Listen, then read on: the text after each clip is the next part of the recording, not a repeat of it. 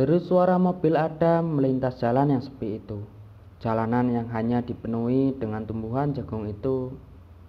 Adam dengan hati yang was-was menyetir sambil mengucap doa di mulutnya. Begitu dia sampai di pertigaan untuk masuk ke kampung, Adam terkejut. Tiba-tiba ada sesuatu yang menabrak kaca depan mobilnya. Ya Allah, apa itu? Ucap Adam yang menghentikan mobilnya. Bagaimana ini? Sambil diliriknya, jam tangan yang dipakainya, waktu sudah menunjukkan pukul 9 malam. Dia emang lambat berangkat dari rumah Abah karena ada hal yang tidak bisa ditinggalkan. Jadilah dia berangkat kemalaman.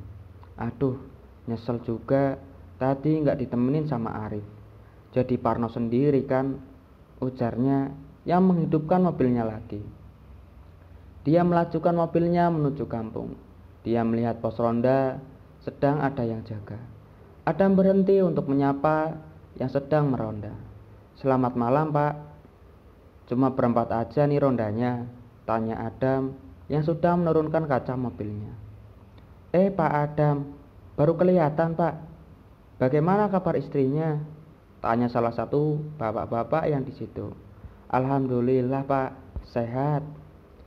Sekarang malah sudah mendingan. Saya sama istri sekarang lagi nginep di rumah Abah Amar. Kebetulan istri saya tidak betah di rumah kami. Iya, Pak, tapi jujur sih, Pak, rumah Bapak itu serem. Jangan ngomong kayak gitu, gak baik. Sedang asik ngobrol, tiba-tiba dari kejauhan arah perumahan warga ada yang berteriak histeris. Mereka berlima terkejut.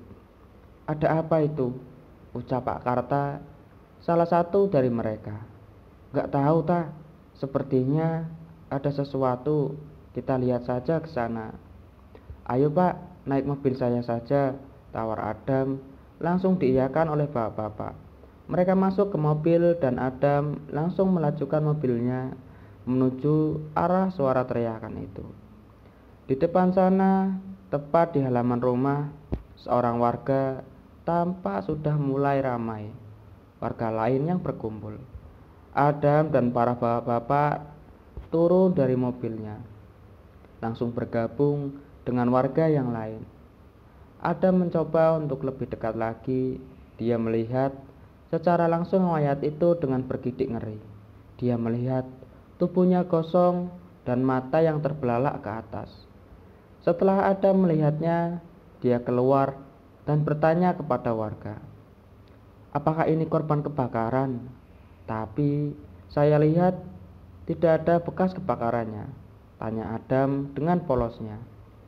Maaf, Mas Adam, sebenarnya ini bukan korban kebakaran. Kita juga nggak tahu. Tiba-tiba sang ibu berteriak.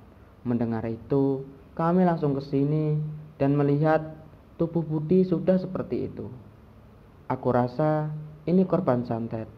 Sudah berapa orang warga kita yang meninggal dengan cara sama seperti ini, ucap salah satu warga yang membuat Adam mengerutkan alisnya.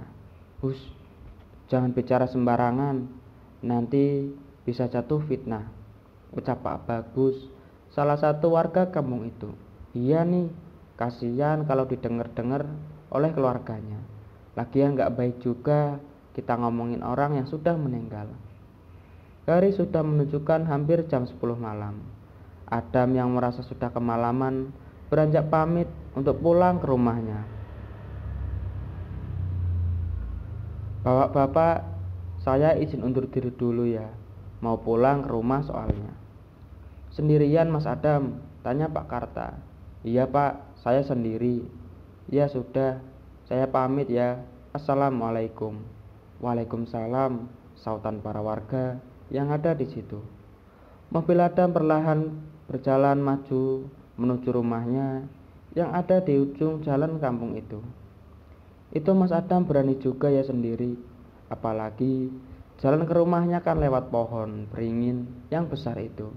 Hus, udah biarin aja Mas Adam. Mas Adam itu kan imannya kuat.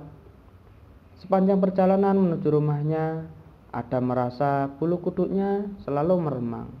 Dia mencoba melajukan sedikit laju mobilnya dikarenakan hari sudah lumayan malam. Sampainya dia harus melewati pohon beringin yang sangat besar itu. Tiba-tiba mobilnya berhenti tanpa tahu kenapa. Astagfirullah, ada apa ini? Ucap Adam begitu mobilnya berhenti mendadak. Adam berusaha menghidupkan mobilnya tapi tidak bisa. Dia melihat sekitar tempat itu, tempat di mana istri dan adiknya waktu itu mogok. Dia ingat betul karena emang dia yang mengambil mobilnya. Adam keluar dari mobilnya. Dia mencoba untuk mengecek mobilnya. Menggunakan senter HP, dia keluar dan membuka kap depan mobilnya. Aneh, mobilnya baik-baik aja. Tapi kenapa nggak mau hidup? Ucap Adam sendirinya. Adam mencoba masuk lagi ke mobil dan mencoba untuk menghidupkan, tetapi tetap saja tidak bisa. Seketika bau ubi bakar tercium di hidung Adam. Adam mencoba untuk tenang, tetapi bau itu semakin kuat, bahkan berubah menjadi bau busuk yang sangat menyengat, yang membuat bulu kuduknya meremang. Astagfirullah, ya Allah, lindungilah hambamu ini dari segala gangguan setan terkutuk. Aku tidak pernah mengganggu kalian, dan aku minta kalian juga tidak menggangguku, ucap Adam yang langsung berdoa. Belum sempat bau busuk itu hilang, kini di depan mobil Adam berdiri sosok tubuh yang terlihat kosong itu. Adam yang melihat hanya mau beristighfar dan berdoa. Sosok makhluk yang bertubuh kosong itu merintih kesakitan, mengeluarkan suara sangat pilu. Perlahan merangkak di kaca depan mobil Adam. Astagfirullah, tolong jangan menggangguku. Sesungguhnya aku tidak tahu karena apa kematianmu. Dan aku juga tidak bisa berbuat apa-apa, ucap Adam yang masih menatap sosok itu. Sosok itu menyeringai, matanya mengeluarkan darah, dan tiba-tiba matanya keluar satu. Seketika membuat Adam ingin menjerit, tetapi masih bisa ditahan. Adam mengambil sesuatu dari dalam tas kecilnya. Dia mengeluarkan sebuah keris kecil dan diarahkan langsung ke sosok setan itu. Seketika sosok setan itu menjerit nyaring dan menghilang. Adam pun langsung menyimpan keris kecil itu. Alhamdulillah ya Allah, ucap Adam yang bersyukur. Adam kembali mencoba menghidupkan mobilnya, dan mobilnya pun seketika bisa hidup kembali. Adam menjalankan mobilnya dengan perasaan yang sudah tenang. Tidak lama, mobilnya sudah sampai di depan gerbang rumahnya. Adam turun untuk membuka gerbang, karena emang hari sudah malam. Jadi Pak Ujang sudah tidur dan kembali ke rumahnya. Ya, karena Pak Ujang hanya berjaga sampai jam 7 malam saja. Pagar terbuka, Adam masuk ke mobil dan menjalankan mobilnya menuju depan rumah. Dia keluar dari mobil dan berjalan menuju pagar untuk menutupnya. Adam mengetuk pintu rumahnya. Sunyi, tidak ada yang membukakan. Tetapi Adam tidak putus asa. Dia tetap mengetuk sampai pintu pun terbuka. Dan ternyata sang adik iparnya yang membukakan. Loh, Mas Adam, kok malam-malam begini, Mas? Tanya Wisnu, yang heran melihat Adam yang seperti sangat kelelahan. Iya nih Wis, tadi di rumah Abah sudah lambat. Dan pas di kampung tadi ada kejadian.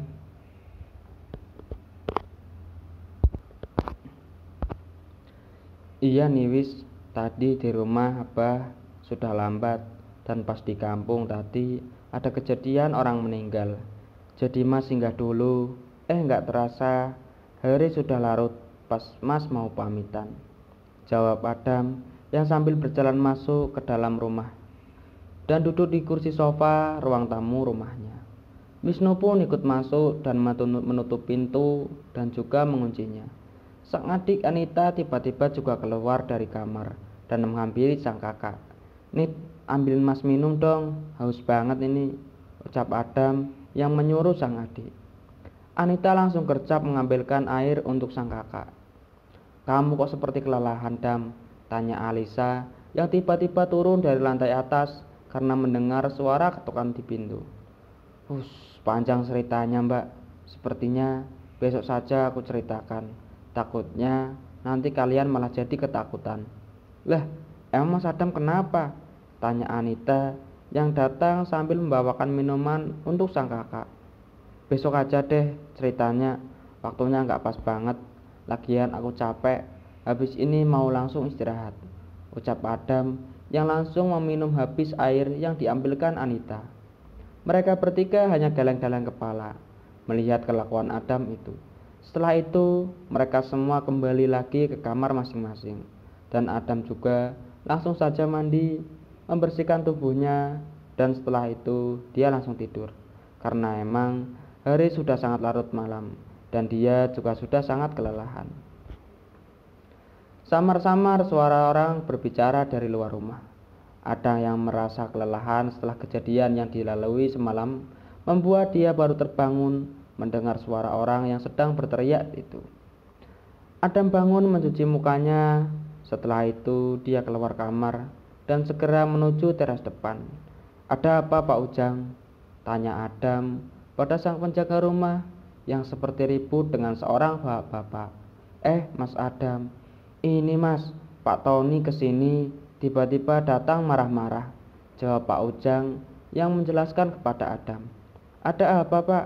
Kalau ada masalah bisa kita bicarakan baik-baik, ujar Adam yang mencoba menenangkan seorang laki parubaya yang bernama Pak Tony itu. Allah, kalian satu keluarga ini emang masih sama tetap tukang santet. Pasti si Andi itu mati karena disantet kalian kan? Apa maksud Bapak ini? Jangan menuduh tanpa bukti Pak. Itu sama saja fitnah, ujar Adam dengan suara yang agak tinggi. Mendengar suara seperti orang bertengkar, mereka semua keluarga Pak Seno keluar dan mencoba menenangkan. Tidak lama kemudian Pak RT dan beberapa warga juga datang. Mereka mencoba menenangkan Pak Tony itu. Sebenarnya ada apa ini ha? Kenapa Anda pagi-pagi datang ke rumah saya dengan emosi seperti ini? Tanya Pak Seno yang juga mulai merasa jengkel.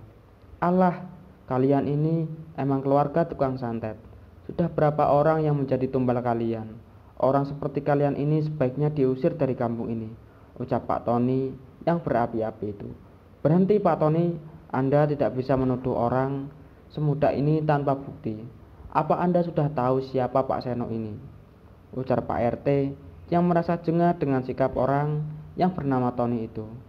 Biarkan saja Pak. Pak Tony, Anda di sini hanya seorang pendatang. Asal Anda tahu Pak, Pak Seno itu orang yang punya tanah dan juga perumahan yang sekarang Anda tinggali. Kalau dia mau, bisa saja mengusir Anda. Emang Anda sudah siap? Ucap salah satu warga yang merasa jengkel. Pak Tony itu pun tiba-tiba terdiam. Perlahan, dia berjalan mundur dan pergi begitu saja. Warga yang melihat ingin menangkapnya, tapi Pak Seno melarangnya. Sebenarnya ada apa ini Pak? Tanya Alisa yang sedari tadi hanya diam menyaksikan keributan itu. Maaf Mbak, ini semalam ada warga sini yang meninggal secara mengenaskan, sama seperti yang sebelumnya. Jadi ada sebagian warga menyatakan ini adalah santet, ucap Pak RT dengan perlahan. Terus kenapa Bapak tadi bisa kesini dan menuduh keluarga kami? Emang keluarga kami tukang santet apa? Ibu kami aja sakit gak sembuh-sembuh, kami gak ada marah-marah seperti itu, sahut Anita yang merasa emosi. Keluarganya dibilang itu tukang santet. Tenangkan dirimu Anita, ucap Pak Seno yang menyadari emosi anaknya.